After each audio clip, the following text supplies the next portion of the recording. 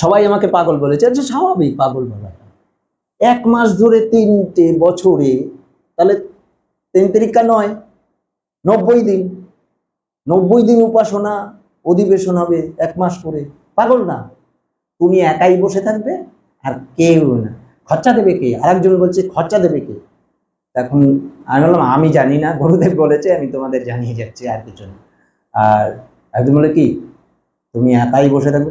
আমি ছুটি পাই না, সরকারি চাকরি করে আমি ছুটি পাই না একদিনের জন্য, আমার 1 মাসের করে, আবার বছরে 3টে, চাকরি বাকরি কিছু থাকবে না। আমি তো কিছু বলতে পারবো না, আমি গুরুদেব বলেছে আমি বলবো। যাই হোক, সময় আসলো, এটা দিনের পর দিন এদেরকে সামনে রেখে বলেছে, দিনের পর দিন।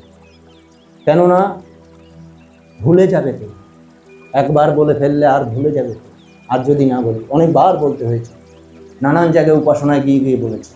তারপর সময় আসলো, চাকরিতে যেতে হয়নি,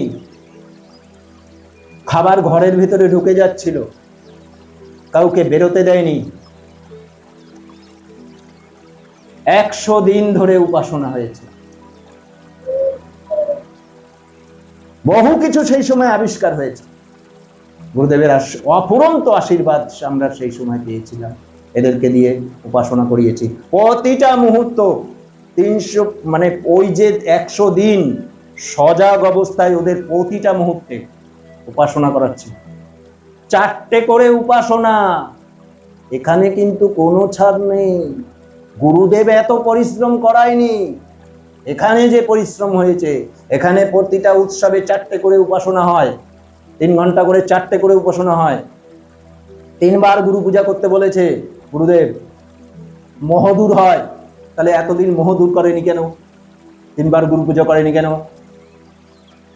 এগুলো বলবো না? বলবো না? আমার কর্তব্য কি? আমার তো বলা। একজন এসছে গোবরডাঙ্গায়, এসে বলছে তুমি কারোর একটু বিশ্রাম দিও না। সাধকের তো বিশ্রাম হয় না? কি বলো? পরমপিতা তিনি সদা জাগ্রত, তিনি এক মুহূর্তের জন্য আমাদের নিঃশ্বাস প্রশ্বাস বন্ধ করেন, প্রতি মুহূর্তে আমাদের যন্ত্রগুলো চালিয়ে রাখছেন, তিনি সদা জাগ্রত। তার প্রতিনিধি হয়ে বিশ্রাম চাইছো? তাই তো সমদর্শন সাধনায় সিদ্ধি প্রথম নিদ্রা রহিততা অবস্থা লাভ করতে হয়।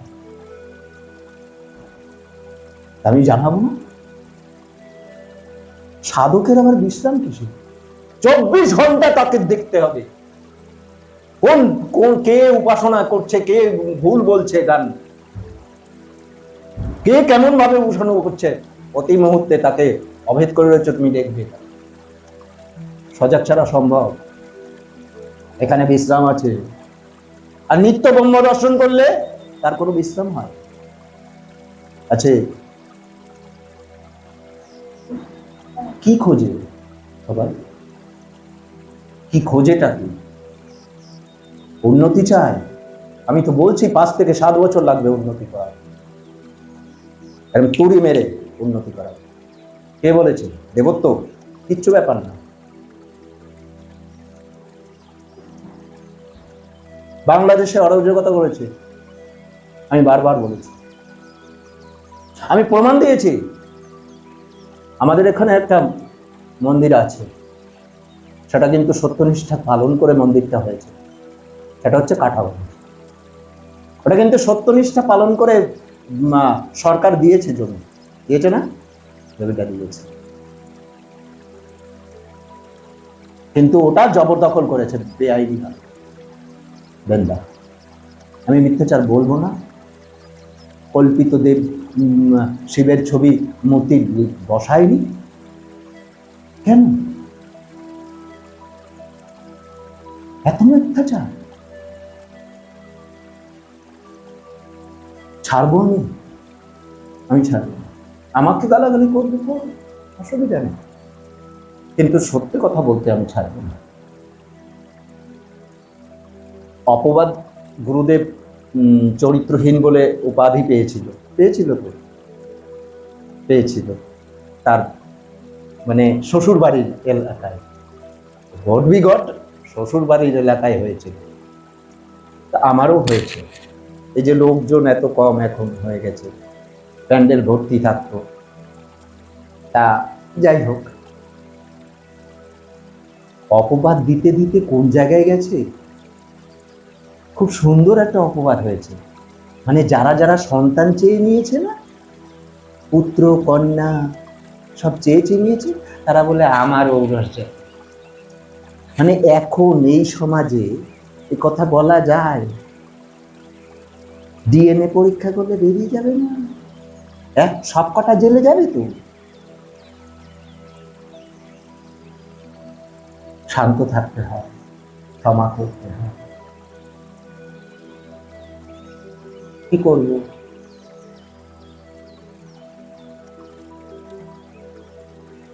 প্ররোচনা না এমন একটা জিনিস না, শুনলে আর একজন পরিচিত হয়ে হয়ে হয়ে হয়ে বড় হয়ে যায়।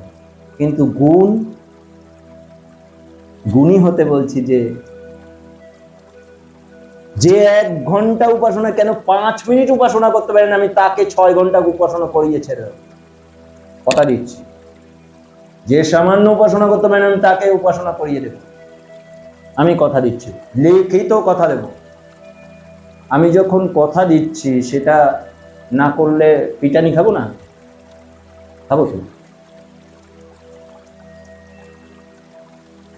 এতদিন ধরে যে কার্যকলাপ হয়েছে, তারা উপকার করেছে। তারা যে এসেছিল, দীক্ষা নিয়েছে, দীক্ষা নিয়ে এতদিন ধরে কাজ করেছে, তারা সব পৃথিবী মঙ্গলময়, তারা মঙ্গলের জন্য এসেছিল, তারা অপবাদ দিয়েছে, সেই মঙ্গল। কেননা ঈশ্বর চোখে উন্নত,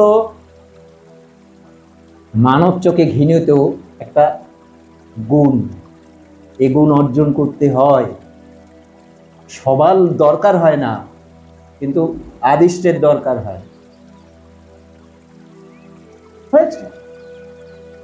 আর এমন প্রমাণ গুরুদেব আগের থেকে সমস্ত কিছু বলে দিয়ে গেছে সবাইকে। যা যা তুমি এতদিন ধরে কাজ করছো, সমস্ত কিছু লিপিবদ্ধ করে রাখবে এবং তাদেরকে খাতা কিনে দাও। জানিয়েছে, আমি কি করেছি, সবাইকে খাতা কিনে দিয়ে দিয়েছি, এইটা তোমরা যে যখন যখন যা যা আমি বলবো বা যা যা তোমরা কৃপা পেয়েছো, সেইগুলো সব লিপিবদ্ধ করে আমাকে, সেটা আবার জেরক্স করে আমাকে দিয়ে দেবে। সেইটা বই আকারে বেরিয়ে, বইয়ের আছে এখানে। আবার তাদের দিয়েই আবার লাইভ টেলিকাস্টে বসিয়েছি, তারা বলছে। প্রমাণ তো গুরুদেব আমাকে দিয়ে করিয়ে রেখেছে। আর এই বদনামটা হবে গুরুদেব তো জানে। আমি জানি বা না জানি বড় কথা না, আমি তো জানি না, তো গুরুদেব তো জানে। তাহলে ওগুলো সব করিয়ে নিল কি করে? আমাকে দিয়েই তো করিয়েছে। তাদের বলেছি ওইগুলো সব প্রমাণগুলো রয়েছে, এখন তো কিছু করতে পারছে না। এখন গুরুদেবের সময় যে সোশ্যাল মিডিয়া ছিল, সোশ্যাল মিডিয়া বলতে কি ছিল? হ্যাঁ, চিঠি আর একটু 2-1টা ম্যাগাজিন হয়তো বেরোতো, অনেক সময় হাতে লিখে ম্যাগাজিন বেরোতো, ছাপা তো দূরের কথা। তাহলে এখন মিডিয়া তো মারাত্মক, মারাত্মক না? ঘরে ঘরে মিডিয়া না, ঘরে ঘরে মিডিয়া। তাহলে আদিষ্টের কাজ হবে না? হবে। এখন কিন্তু আরো সুচারু রূপে আছে। তাহলে চুপ হয়ে গেল কেন সবাই? কেস করতে পারতো আমার নামে,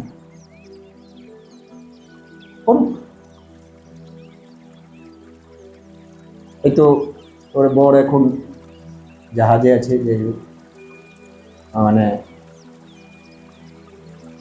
একমাত্র গুরুনাথ সত্যধর্ম মহামণ্ডল কেন্দ্র আমাদের সংস্থা একমাত্র আয় ব্যয় দেখায় সরকারিভাবে, আর একটিও সংস্থা সরকারিভাবে আয় ব্যয় দেখায়। তাহলে কিসের সত্য ধর্ম? কিসের? দেশের প্রধানকে ভালোবাসতে হয়, গুরুদেব তো বলেছেন। দেশের আইন কানুনকে ভালোবাসতে হবে তো। সেই অনুরূপ চলতে হবে, তো সেটা সত্যনিষ্ঠা। তো সেই সত্যনিষ্ঠা হচ্ছে না কেন আমি বলবো না।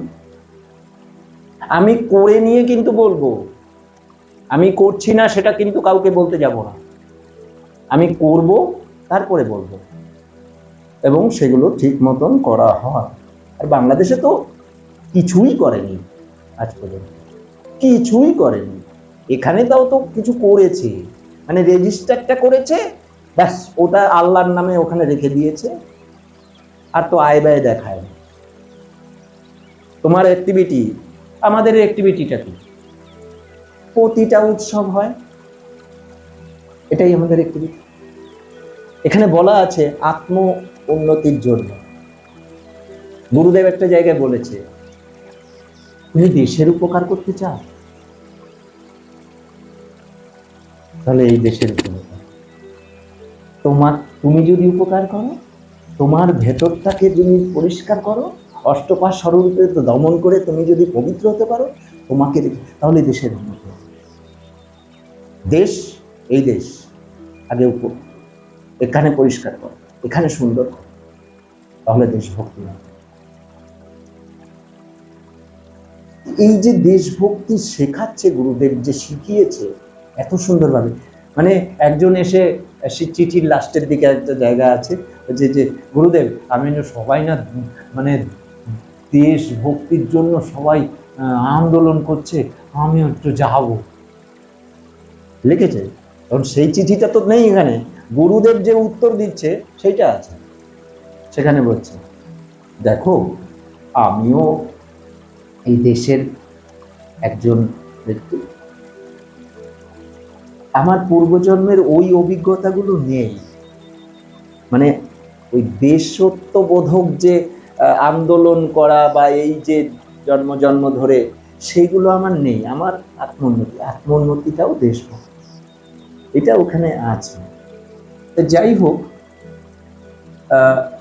আমি যখন কথা দিচ্ছি এবং সেটা লিখিত আকারে কথা দিচ্ছি, সমস্ত জায়গায় প্রমাণ রেখে, কারণ গুরুদেব আমাকে একটা জিনিস বলেছে, সেটা হচ্ছে প্রমাণ করবে সমস্ত। আজকে কতগুলো জঞ্জাল করে ফেলেছে। মহাত্মা আদরমণি দেবীকে গুরু মা বলেছে, সব থেকে নরকে যাওয়ার শব্দ। গুরু মা বললে পাপ হয়, তিনি গুরু নয় না। তা এগুলো নিয়ে লিখতে হয়েছে। বেন্দাটাকে মিথ্যাচার করেছে, সাকার উপাসনা নাই, সেই গুরুদেবের মূর্তিটা বা ছবিটা বসিয়ে দিয়ে এই যে উপাসনা শুরু হয়েছে। মহাত্মা নিবারণ কিন্তু এগুলো চাননি। এটা গুরুদেব চলে পরলোকগত হওয়ার পর থেকে এই শুরুটা হলো অরাজকতা। কি মনে হয় ওখানে দেখি? অন্য মানুষ এসে কি দেখবে? অন্য মানুষ এসে ভাবে না যে ওই ওনাদের উপাসনা হচ্ছে,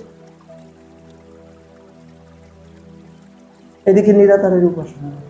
আরে গুরু পূজা, গুরুদেব বলেছে গুরু পূজা সূক্ষ্ম ভাবে করতে হয়, প্রধান। সেখানে মূর্তি ছবি কিচ্ছুই থাকবে না। তাহলে পরম পিতার উপাসনা করতে বসেছি গুরুদেবের ছবি রেখে, মূর্তি রেখে। আবার এখন তো মেলা বেজেছে, এখন তো মেলা হয়েছে, শুরু হয়েছে। ওরে মেলার মেলা রে। এই যে রিসেন্ট একটা কথা লিখেছি এবং প্রমাণ দিয়ে আমি যে যা বলুক প্রমাণ দেব, আমি লিখিত প্রমাণ ছাড়া আমি কোনো কথা বলবো না একটা শব্দ। গুরুদেব মহাত্মা কাদের বলেছে? মহাত্মা কখন হয়? গুরুদেব বলেনি? বলেছে সমদর্শনে সিদ্ধি লাভ করলে ক্ষুধাহীন তৃষ্ণাহীন নিদ্রারোহিত অবস্থা লাভ করা যায়, বাক সিদ্ধি হয়, আমল সিদ্ধি হয়, বৃত্তি সিদ্ধি হয়, আয়ু প্রদান শক্তি হয়, পরলোকে তাহার নাম নির্বাচিত হয়, তারপর মহাত্মা বলে সম্বোধিত হয়। আছে না এগুলো?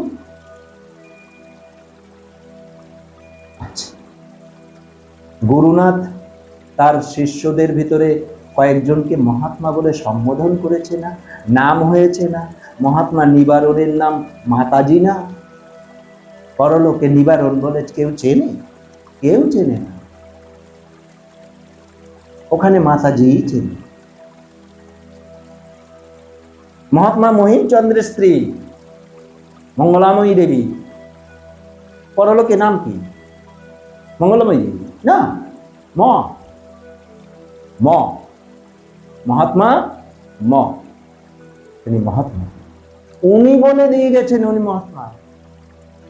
মহাত্মা নিবারণকে উনি মহাত্মা বলে সম্বোধন করেছে, সুরেন্দ্রনাথকে সম্বোধন করেছে মহাত্মা বলে। এখন যাকে তাকে মহাত্মা বলা যায়? পাপ হয় না? হচ্ছে না? হয়েছে। আমি শত্রু হব না এসব বললে? হব তো। আর এগুলো ভালো লাগে আমার। আমি 24 ঘন্টা এর জন্য আছি। এক লাখ টাকা বিক্রি হয় এক একটা ছবি আমার, সমস্ত ছেড়ে দিয়ে, বিলাসিতা সমস্ত কিছু, সব অর্থ সব কিছু ছেড়ে দিয়ে 24 ঘন্টা আছি সত্য ধর্মের জন্য। আমার নিজেকে উৎসর্গ করেছি সত্য ধর্মের জন্য। কিসের জন্য করছি? আমার জন্য। আমারটা হয়ে গেছে, আমার তো হয়ে গেছে। আমার আর সুখ দরকার আছে? যা আত্ম উন্নতির দরকার ছিল। আরো একটা কথা বলি, আমরা জন্মগ্রহণ করি পিতামাতাকে, পিতামাতার ঔরসে জন্মগ্রহণ করি। তা পিতামাতা যখন জন্মগ্রহণ করতে যাই, ওই যে গর্ভে ঢুকবো, এখন কথা দিয়ে আসি না যে এই পিতৃকুল, এই মাতৃকুলের উদ্ধার করব, আমি উদ্ধার হব। সাধকের কি করা উচিত? মা বাবা উন্নতি করাবে সন্তানকে, না সন্তান এসে মা বাবাকে উন্নতি করাবে? কোনটা? কথা দিয়ে এসছে, কিন্তু মা বাবা কথা দিয়ে কিন্তু প্রবেশ করায়নি। আমি কিন্তু পরম পিতার কাছে কথা দিয়ে প্রবেশ করি। তার মানে মা বাবাকে উন্নতি করাতে হবে সন্তানের। এই সত্য ধর্মের রুল, নিয়ম, সেটা পালন করছে কোথায়?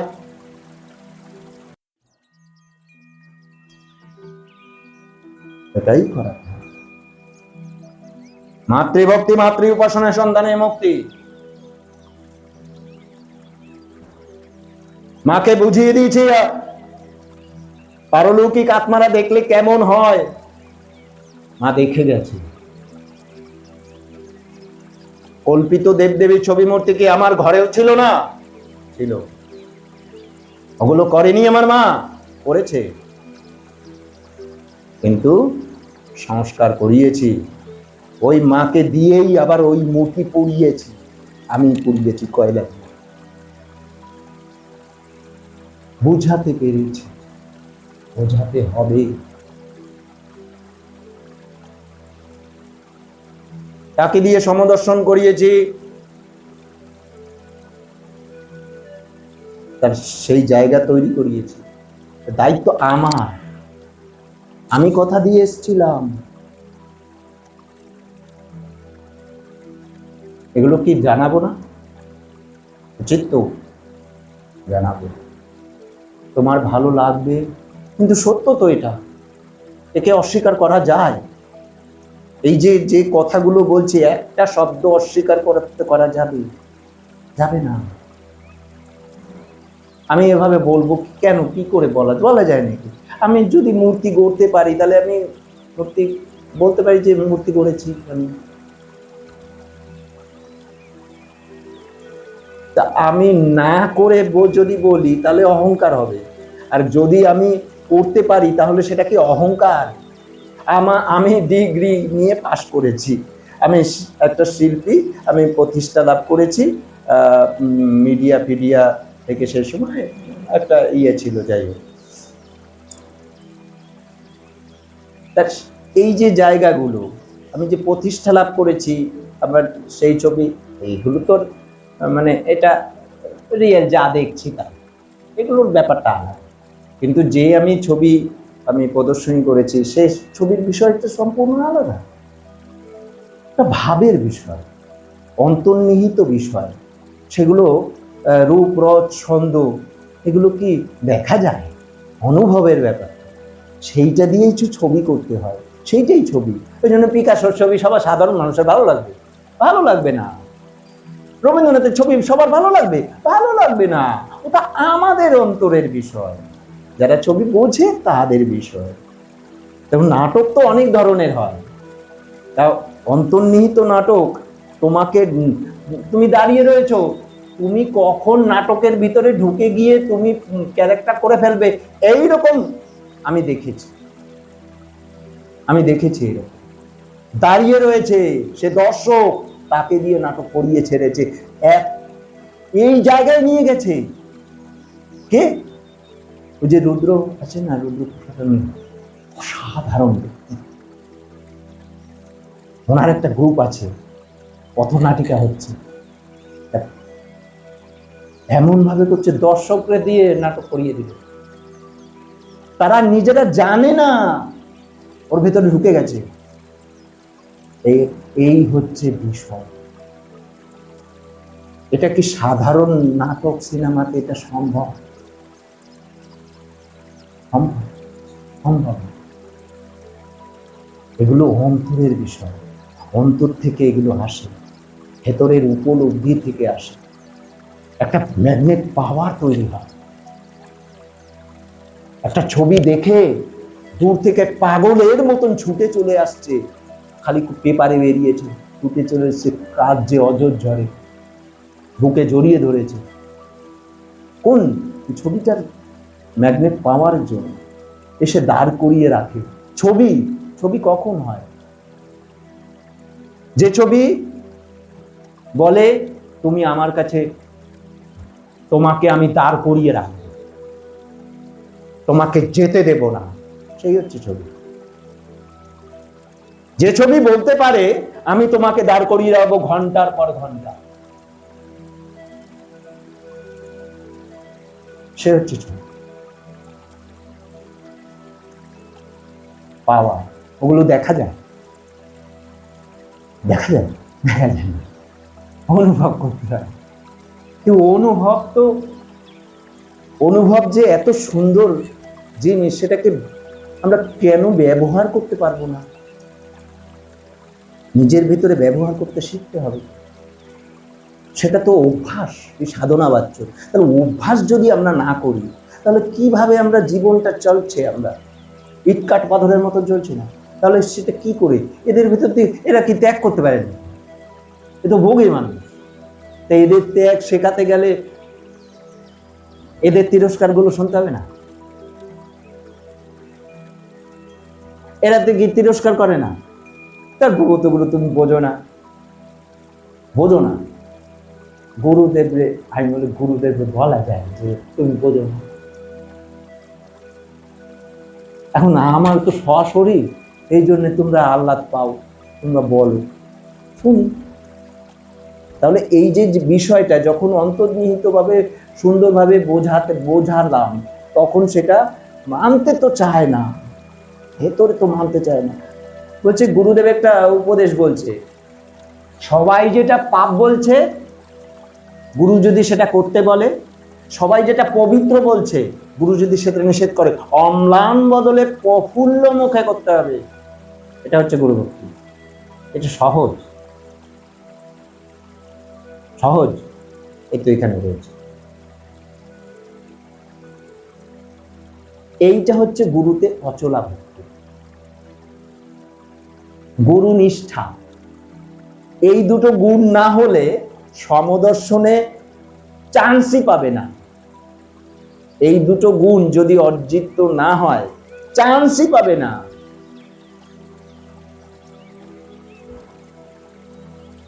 তাহলে এগুলো কি হচ্ছে? গুরু নিষ্ঠা, গুরুর প্রতি অচলা ভক্তি, আর গুরু নিষ্ঠা। গুরু নিষ্ঠা কি? গুরু যা যা বলেছে, যা যা উপদেশ বলেছে, সেগুলো ঠিক মতন পালন করা, গুরু নিষ্ঠা। গুরুতে অচলা ভক্তি, গুরু যা বলছে আমার মঙ্গলের জন্য। গুরু আমি বলছি, আমি বললাম এইটা করেছি, তাহলে তুমি করোনি। হ্যাঁ, এই হচ্ছে অচলা। বিচার, নিজের বিচার করা যায় না। গুরুর বিচারই আমার বিচার, আমার বলে বিচার বলে কেন কিছু নেই। এটা তো একদিনে হবে না, ধীরে ধীরে ধীরে ধীরে ধীরে ধীরে আস্তে আস্তে আস্তে ক্রমতেই এগোতে হবে। এরা তো ব্যতিরেকী সাধক না, ক্রমান্বয়ে এগোতে হবে। সেই ক্রমান্বয়ে এগোনোর বিষয়টা হচ্ছে প্রতিটা মুহূর্তে গুরু লাঞ্ছিত হতে হয়। গুরুদেব বলছে, চিঠিতে লিখছে, কয়েকটাকে না ছাড়িয়া দিলে আর চলে না। বিরক্তি। 4 জন একত্র পেয়েছে, গুরুদেব থাকাকালীন 4 জন একত্র পেয়েছে। তারপরে বলছে, আমি যাকে গুরু ভার দিয়ে যাব বঙ্গদেশে নাই। কেন বললো? কেন বললো? 4 জন তো একত্র পেয়ে বসে আছে, তার মানে গুরু হওয়ার উপযুক্ত কেউ ছিল না।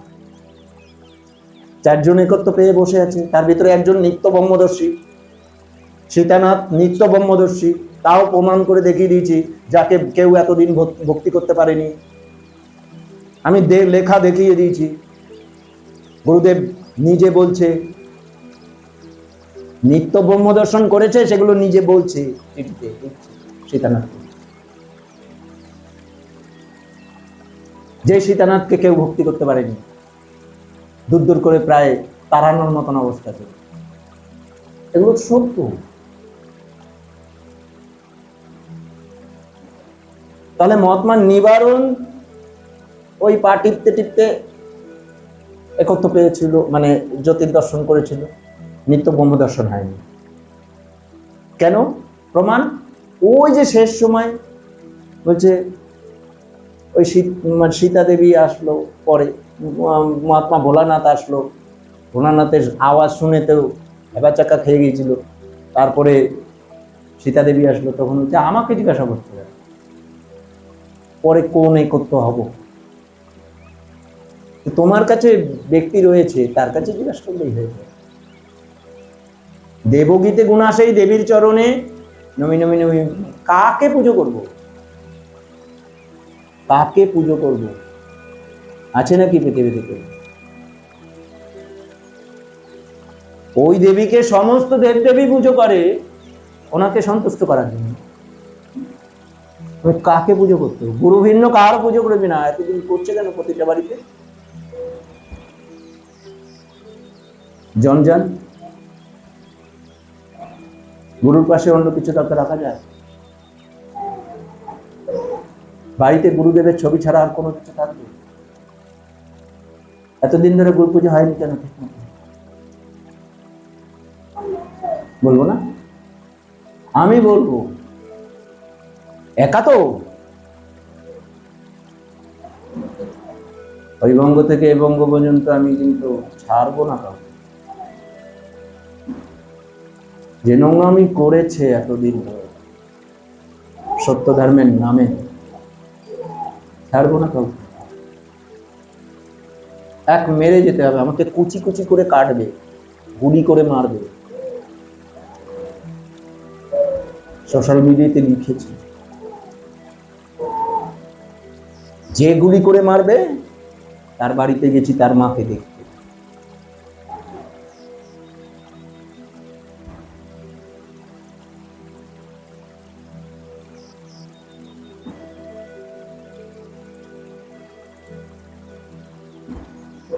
যীশু খ্রিস্টের কি হয়েছিল? মারবে তো মারবে।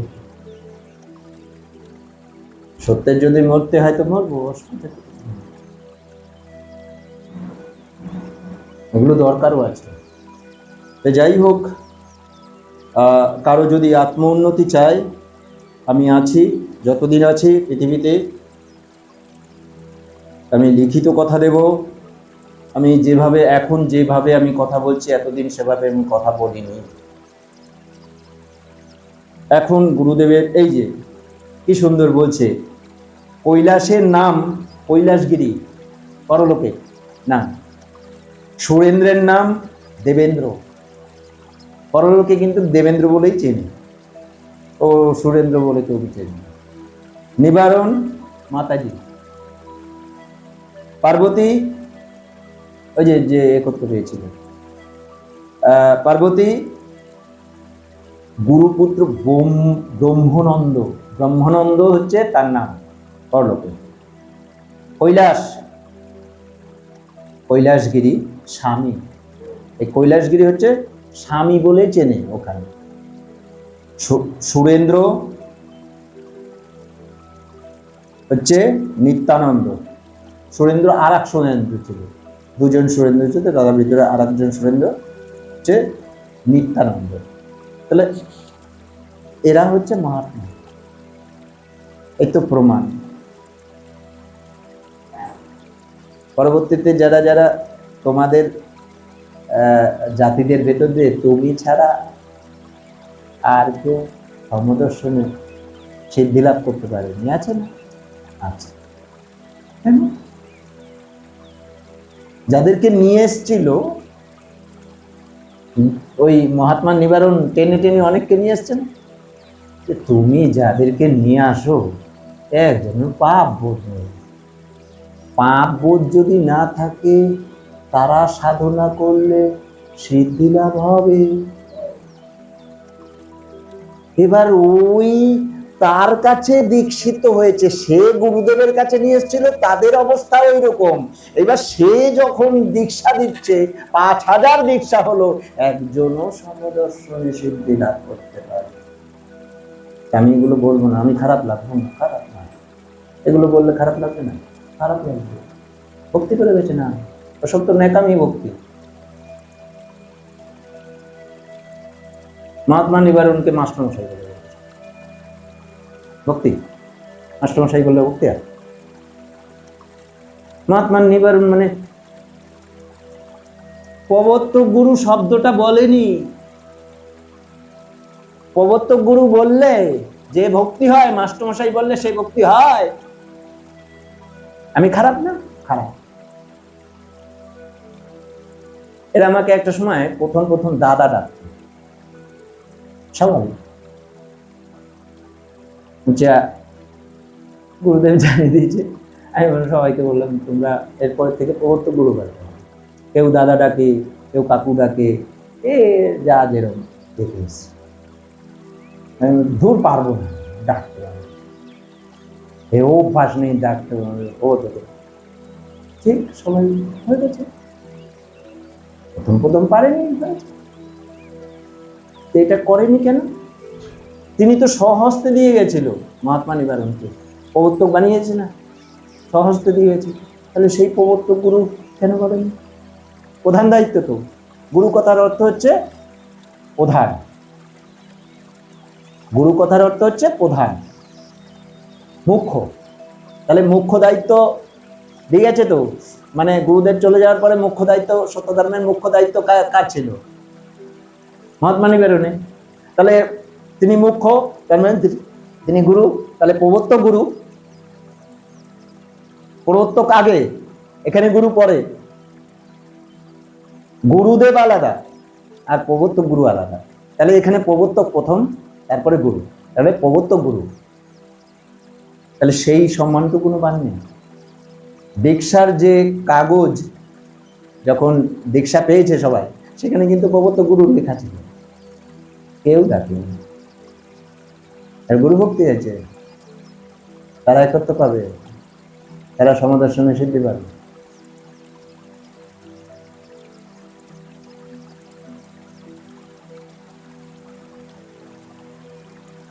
বললাম না আমার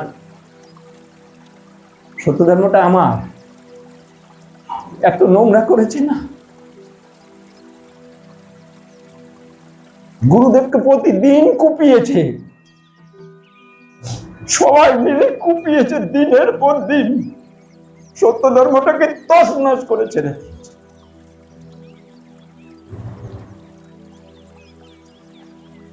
এত কষ্ট হয় দেখলে। তোমরা উন্নতি করতে চাও, উন্নতি কলিকালে স্বল্প কে চেয়ে নিয়েছিল গুরুদেবের কাছ থেকে মা আদর গুরু?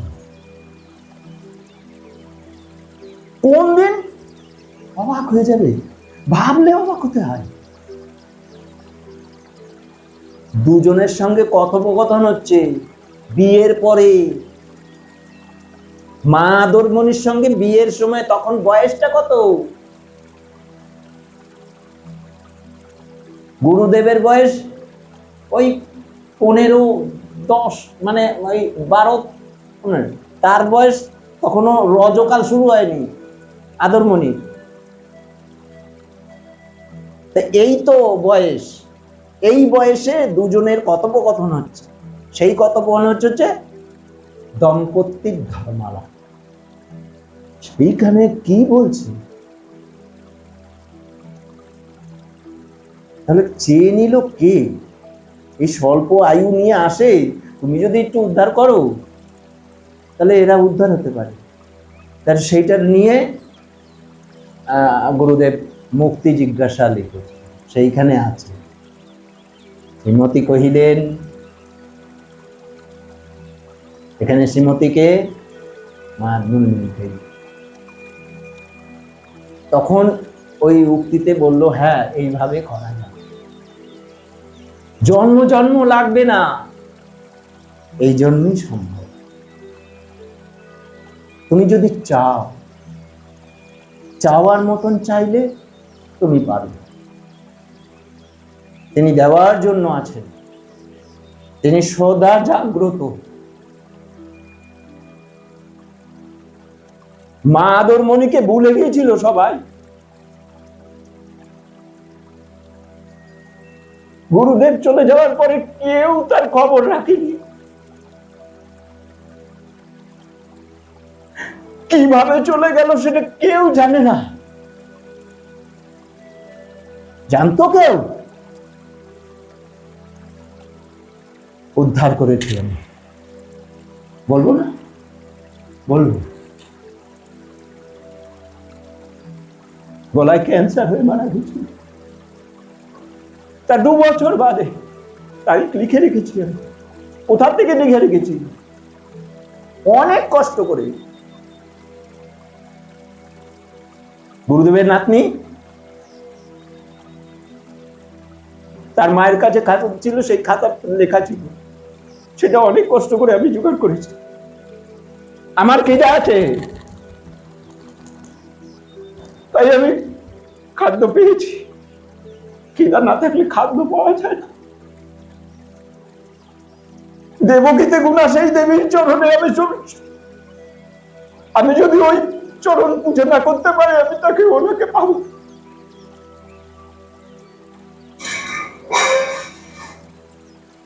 জন্মদিনটাও জোগাড় করেছে, গুরুদেব এসে জানিয়েছে। তবে থেকে পালন করে আসছি জন্মদিন। খালি মুখে বলবো প্রতিদিন দেবগীতে গুণা সেন নাকামি, ক্ষমতা না। তাকে গুরুমা বলছি।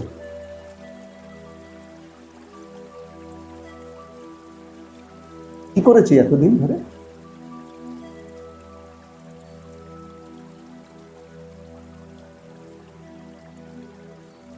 এই কথাগুলো তো সত্য, কেউ অস্বীকার করতে পারবে? আমার সামনে করুক, করুক, আমি আছি।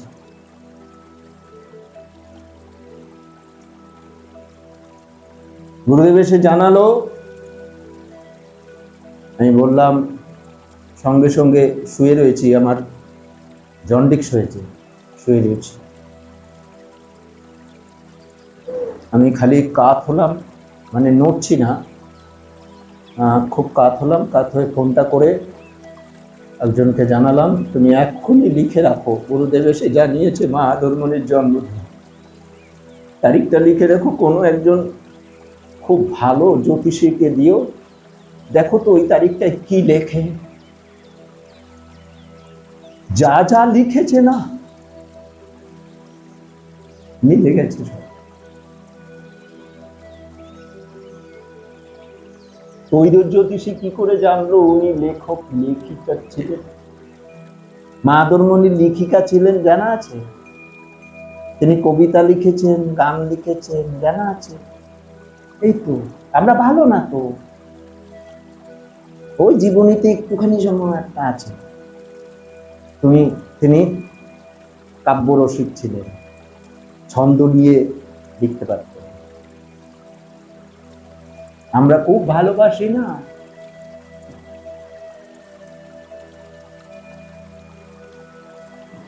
পুজোটা কি আদৌ? তার গুণের কথা, তার অন্তর, তাকে যদি আমি না নাড়াতে পারি তার পুজো হয়?